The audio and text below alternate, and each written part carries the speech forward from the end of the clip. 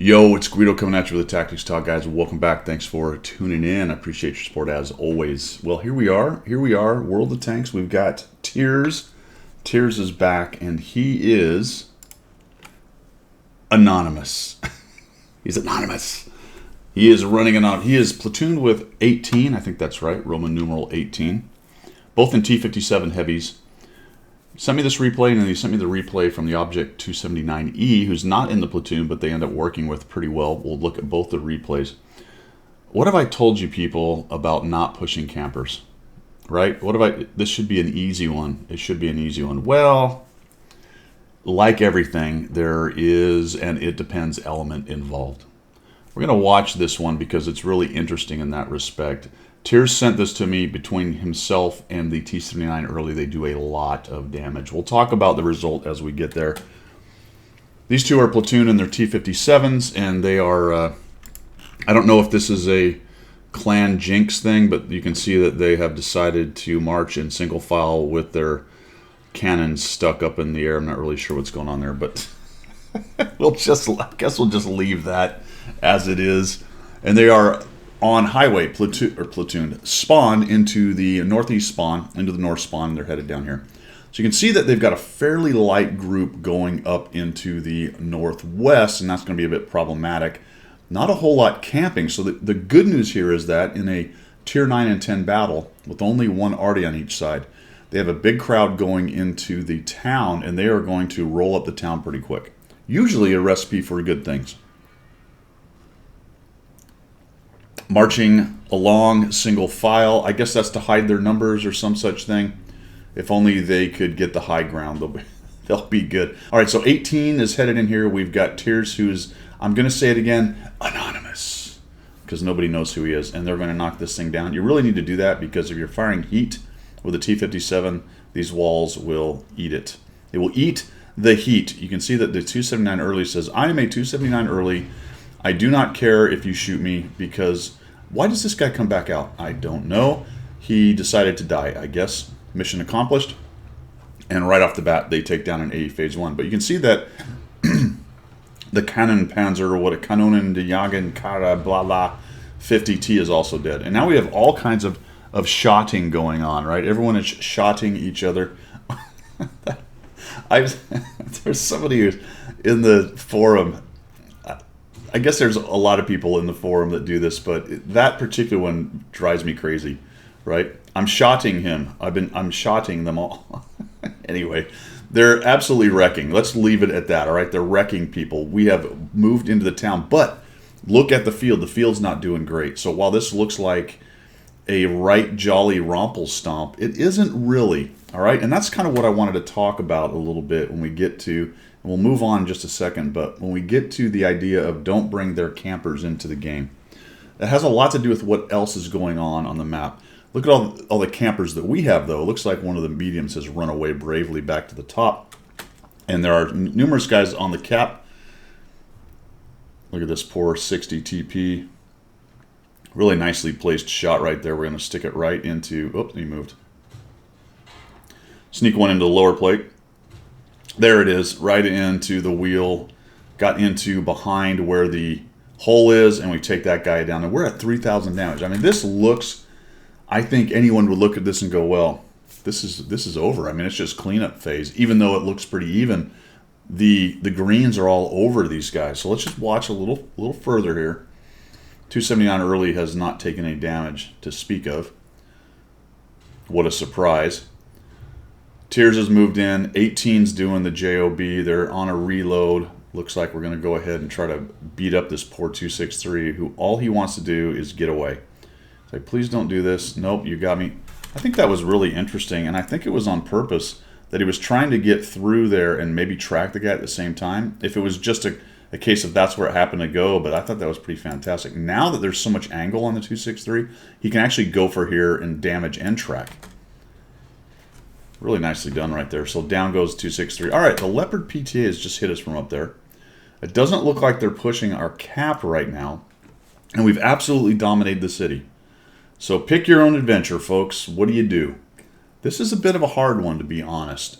I think, and unfortunately, this is in hindsight, all right, because I've seen the video, I think I would have been more inclined to maybe not push their cap and swing back towards ours and maybe go out into the field and try to push that way.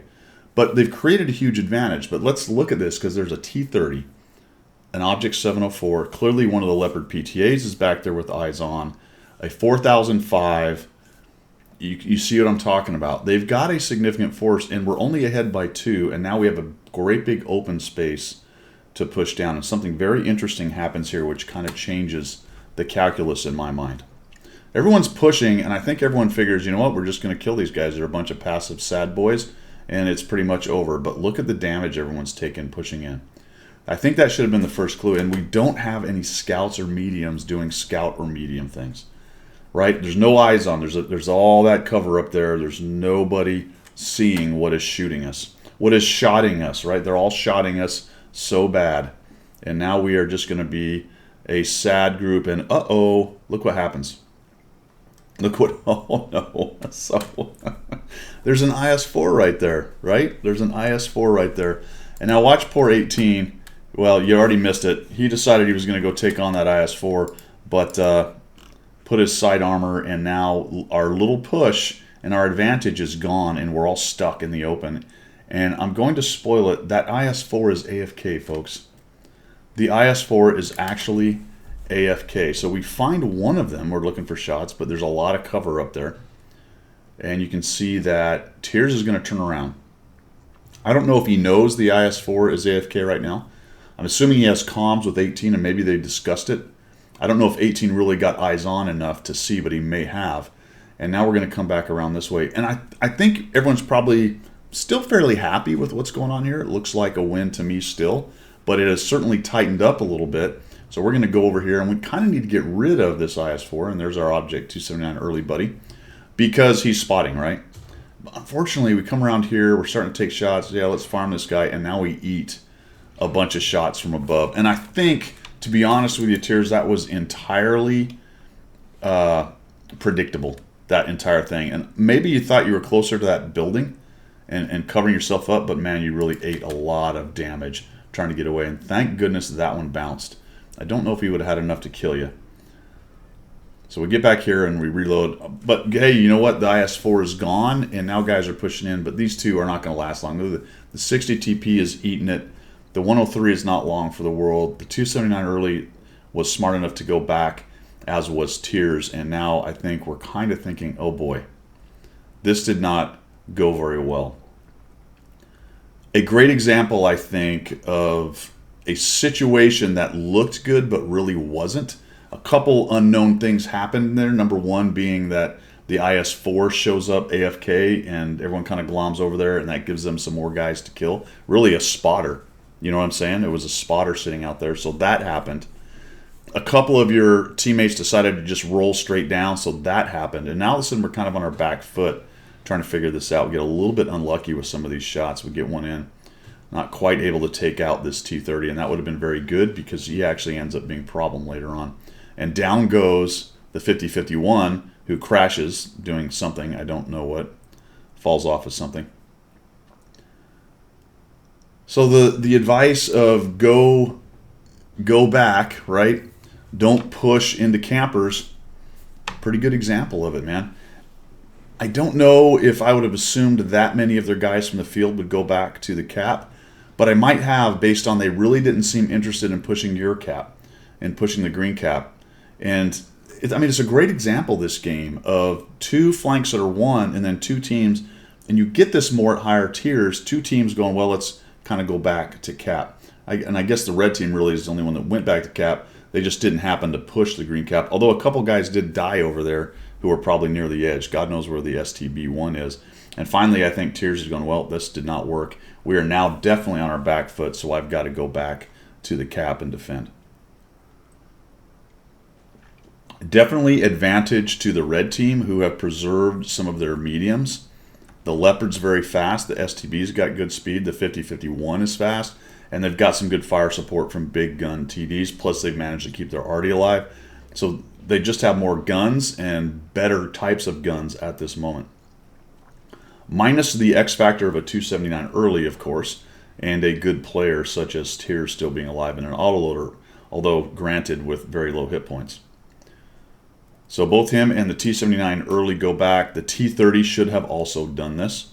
There's no reason for the T-30 to stay there. He should have fallen back and found a hold down spot back here to fight from, as should have the 55. 55, unknown why he has decided to stay there on the edge of the city. Because if you're the enemy team, you're going to look at this and go, all right, now it's our advantage. So here's the STB-1. He shows up. Thank goodness Tears went back. He's going to be able to do some work. The 263 is in a bit of trouble. Although it is a relatively maneuverable TD, and when he gets a little bit of support like this, unfortunately that one missed. That is a bummer. Whoa, geez. Oh, geez. Really, it would have been nice if one of those others would have gone in and penned. Both of them hitting and penning would have killed him. Does he get one more shot? I guess he does not get one more shot, so I don't know. Other than penning both those shots that missed/bounced, I don't think you would have been able to preserve more hit points from the 263. One of the Leopard PTAs is now in town. There's the 279 early, but look at this. They're smart enough to know that if they come at you from several different directions, they're going to get crossfire. The 155, 55 is trying to make a move back into town or back towards his guys, but it was just way too late. He ends up dying. Let me see this guy. Oh, he takes a snap. Can we kill him? Nicely done. And we go right to a reload. Right to a reload. Unfortunately, are we reloading 2 shells? Oh boy. I didn't notice that in the replay. We are reloading 2 shells. Ouch. We had 2 shells and we forced a reload on 2 shells. Oh man. I would like to say I've never done that. I cannot. Now he gets hit by the artillery. That hurt. He's not going to survive one shot from the T-30 no matter what happens unless the T-30 is on a smaller gun. 279 early just goes in. The guy takes the shot. That allows Tears to take that guy down. And now we've got a 4005 and a 704. There's also a PTA raging around. Happens to be in the backfield now. And unfortunately, he's killed the 263. Put a shot on the 704. But there's a Leopard PTA quickly moving around behind us. Yeah, he's looking for him now, thinking, oh, geez. So that dude should be showing up any moment. We got 7,000 damage, 5 kills. We'll watch the 279 early, replay. I'll think about a minute. The 279 early replay in just a minute. But he's on 6,000 or so damage. So we've done a bunch of damage, but we just don't have any teammates left. And that ill-advised push, there just wasn't a lot of place for Tears to go. I don't know, man. Maybe if you just pushed at the Leopard PTA, but you weren't quite reloaded, so there was just no good choices right there trying to get out of that spot. I'm hugely surprised the Leopard... Oh, he's on the cap. Never mind. No idea why he didn't just fold in behind you guys and help him take him out, but there is that kind of fear factor of, well, do I really want to go fight that 279 early in an autoloader? Maybe we don't make it through that. So I'll stay on cap and try to force them to make a decision to go one way or the other right there. There you go. All right, let's go ahead and look at the 279 early.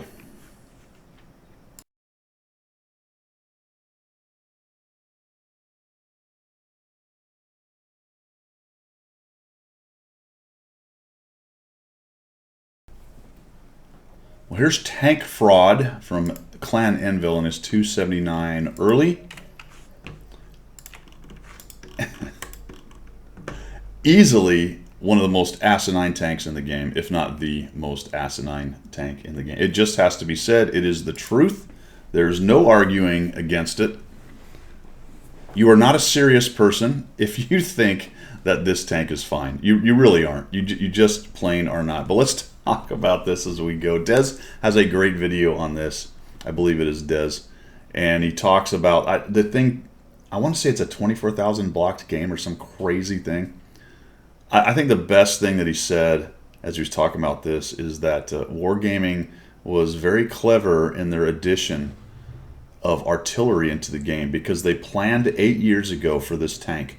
They planned to counter this tank 8 years ago with Arty, and his point being really the only thing that counters this ridiculous thing is Arty, right? I absolutely love the people who say stuff like, well, you just have to know how to beat it. Okay.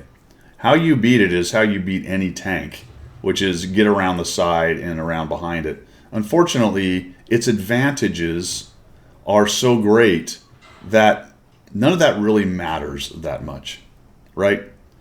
You're going to do that with any tank. Look at that. What?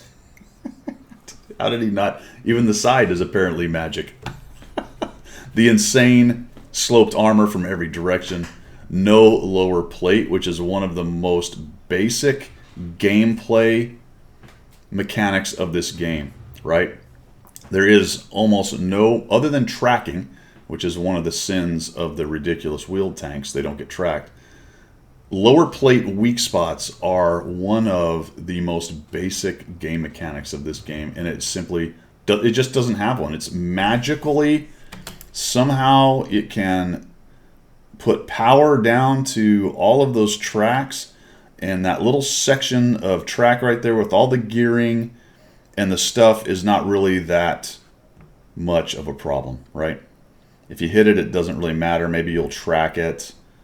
You can shoot through people's hatches and take every hit point of damage from somebody, but it doesn't matter if you hit this gigantic gearbox of craziness that runs 4 tracks. That doesn't matter. You don't. This tank is idiotic. It is idiotic. There is. All right, we're talking about this map and how we could have won this or whatever. Whatever. I've gone off on a tangent. This idiotic tank with its ridiculously overpowered setup in this game. Just probably one of the worst jokes. I will give Des one thing. His was not a rant or a rage. He just was very sarcastic about it, which I enjoyed quite a bit. His video on it was pretty funny. All right, so we have taken some damage from the GW Tiger, proving the point that Wargaming's forethought on the release of the 279 early was, in fact, genius. Arty is the counter to the 279 early. Finally, I think the Arty proponents' argument that artillery counters hold down tanks that are impossible to dig out. The only thing that we didn't understand is that it was a tank that could be holed down while driving around in the open. You know what I mean? I think. All right, so it looked like Tank Fraud was going to go back, but he actually turns back around. I think he sees that these guys are pushing, so he's going to come back here and support. And this was the point I was talking about a little while earlier. This team should not have pushed. There was just too much power up there and not enough SA with their mediums hiding. I think if they'd all just pulled back and waited for a potato, or maybe shifted a couple back to the cap, or maybe tried to go through the north side, pushing across there, it might have gone a lot better for them on this one. But they're down mediums, and they've only got the one left. Actually, 2. Is there another? Yes, there's a T-50 left as well. Where is the T-50? No, he's way back there. So this push was definitely what doomed them. The 279 switches back over here to take out the IS-4. Which really, this is probably the best tank to go take on this IS-4 because it's near impenetrable other than HE from the front, especially at range. The Magic tank, he shoots right here. Look at that nice shot right into the turret there where there's a weak spot. There's our friend CAC 2016.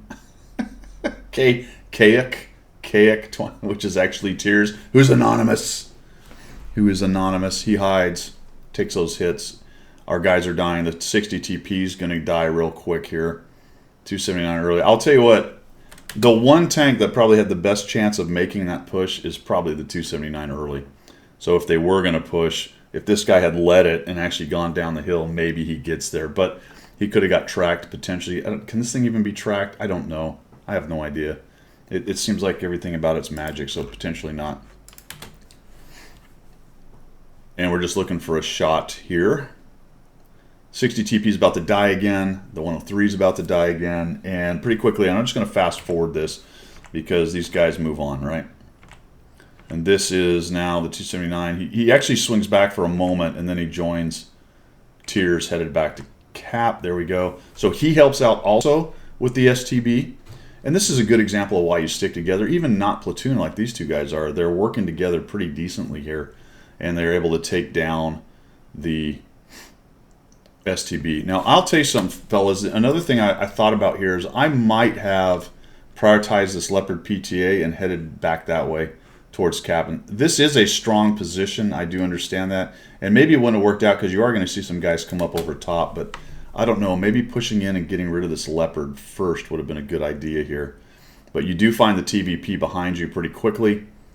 And it looks like maybe that's what the 279 early was thinking, but things changed. More data showed up because all of a sudden now the other mediums are pushing in. And they kind of know they've got this wrapped up if they can just get some attacks from multiple directions here.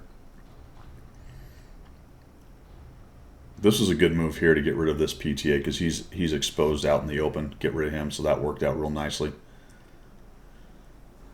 And now he's going to prioritize the T-30, who's trying to get in and kill. He'd like to preserve his T-57 if he could. I'm a little bit surprised the T-30 didn't come around the corner, but he might have been thinking, there's the Object 704 bouncing off of the magic armor. T-30 may have been thinking that he wasn't going to survive that, so the T-30 bounces a 750 alpha shot off of the magic armor. Down he goes. 4005. What's the 4005 got? He's got a little, I think he's got a little HE, maybe some Hesh. He's going to come out, and we're going to eat a shot here. Actually hits us pretty hard, as I recall. Little wiggle jiggle trying to throw him off. Man, that hurt. 701 HE. Okay, what happened there? Was that Hesh that pinned something? Looks like he actually went right through that upper plate. So it can be pinned. That was interesting. He actually just ate that shot right through the upper plate. Slightly looked, so that's interesting actually. Slightly higher because of the tall turret.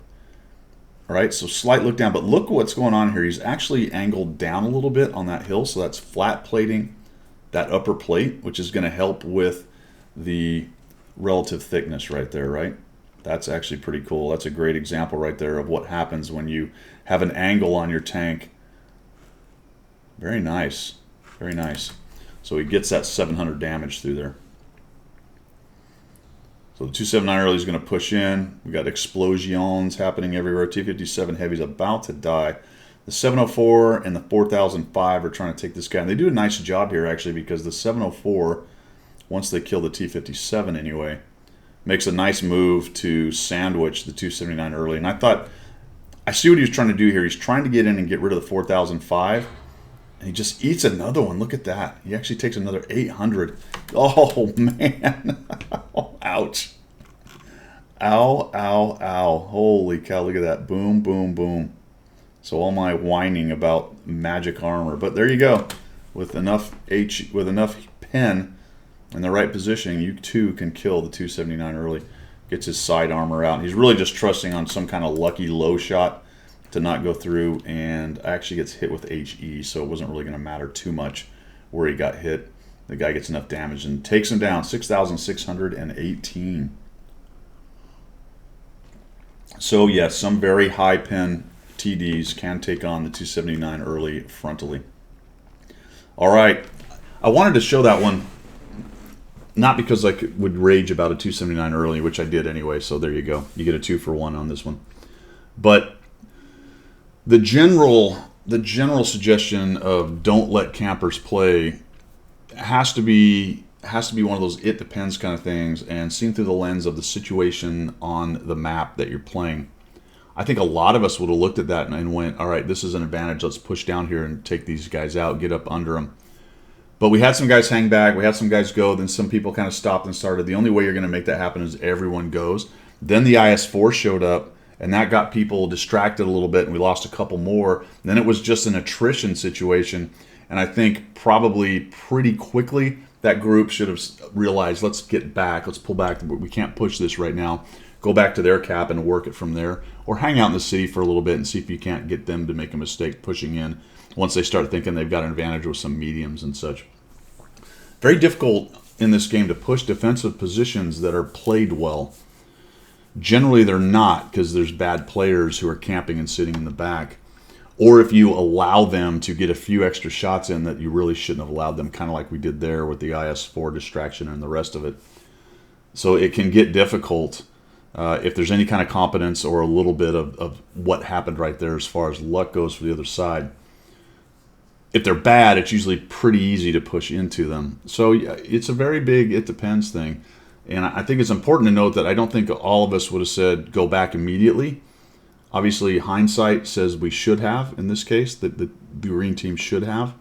But you still have to continue to assess as it's happening. And Tiers and the 279 early guy got to that point. The rest of them kind of threw away their tanks. And I think 18 was caught out in the middle, believing at that point, and I would have had the same thought, that we're rushing down and we're going to take these guys out, and they're all scattered back in the back, and they're terrible defenders, and we'll end up beating them. But unfortunately, they're able to turn it around and then make a counter push onto them. There you go. I thought that was interesting. Thanks for sending that in, Tiers. I appreciate that. Also, Tank Fraud, I appreciate that as well. Sorry your awesome 279 early lost the game. I'm not saying you lost the game. 6,618 damage, 460 assist, 4,690 bounced. Wow. That's more than, almost 2 extra tanks hit point wise. That's all I've got for today, guys. Thanks for tuning in. Appreciate your support. If you're looking for other ways to do so other than a follow, which I will appreciate, or a subscribe, then you can find that kind of information down in the description. We will see you.